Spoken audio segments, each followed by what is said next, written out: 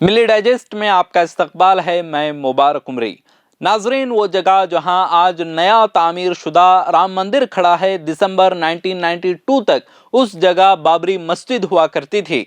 उसे बाबर के एक कमांडर मीर बाकी ने तामीर करवाया था। यह जगह 100 साल से ज़्यादा अरसे से हिंदुओं और मुसलमानों के दरमियान तनाज़ुए की वजह बनी हुई थी। ये मामला 1885 में अदालत में पहली बार लाया गया था और फिर कई मोड़ से गुजरते हुए 2019 में हिंदुस्तान की सुप्रीम कोर्ट ने मंदिर के हक में फैसला सुनाया। इस तनाज़ुए ने हुक्मरान बीजेपी को अपनी सियासी किस्मत बनाने का वसीला दिया है। मुरली मनोहर जोशी और लाल कृष्ण आडवाणी समेत बीजेपी के उस वक्त के मजबूत रहनुमाओं ने मंदिर को पार्टी को नई बुलंदियों तक ले जाने के लिए इस्तेमाल किया।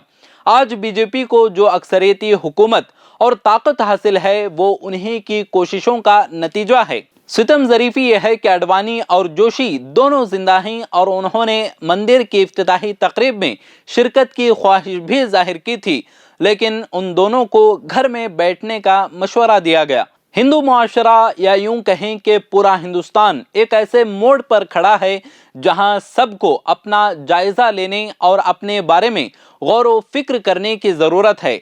चाहे इख्तिदार में बैठे लोग उसे अमृतकाल कहें, लेकिन ये संक्रमण काल यानी मुतादी मर्ज का ज़माना है, हिमाकत और नफरत का संक्रमण काल, जहां अवाम की इज्जत और वक़ार के हर पैमाने को पामाल किया जा रहा है। ऐसे में जो आम हिंदू हैं वो बेयकीनी और कश्मकश के शिकार हैं।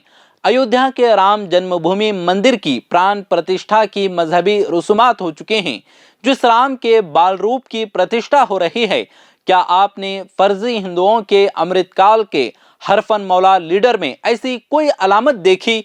राम अपनी तमाम मुहिम्मात की कामयाबी का सहरा अपनी टीम और बुजुर्गों को देते हैं।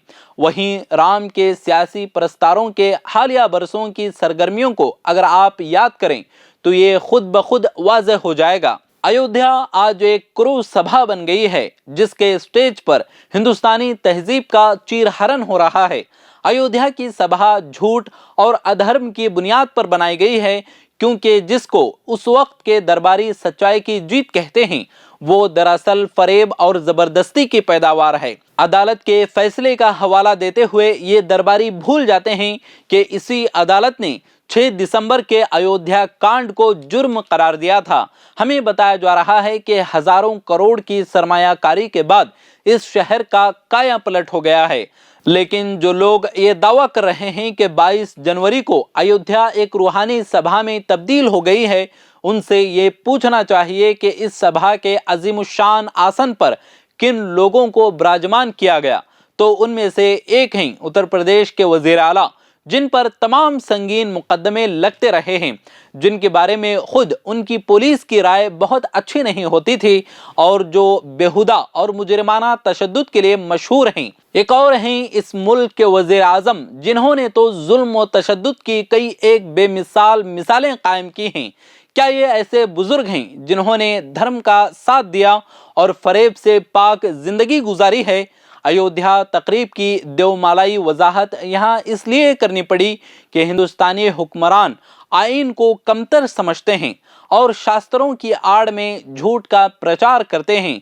आपको उनके साथ इसी जबान में बात करनी होगी जो वो समझते हैं। 6 दिसंबर को जब एक पुरतशद्दुद हुजूम ने गुंबदों पर चढ़कर ढांचे को गिराया, तो एक गुंबद के नीचे मौजूद रामलला की मूर्ति भी मलबे में मिल गई।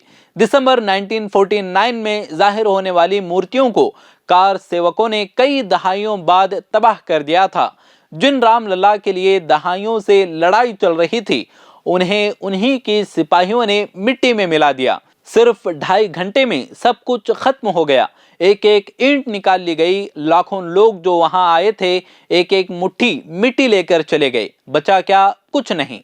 6 दिसंबर को हिंदुस्तानी तहजीब अपनी फैसला कुन जंग हार गई थी। क्या राम को मालूम था कि उनकी नाकाबिले बयान नगरी क्रूज सभा बन जाएगी? आज वही दिन है।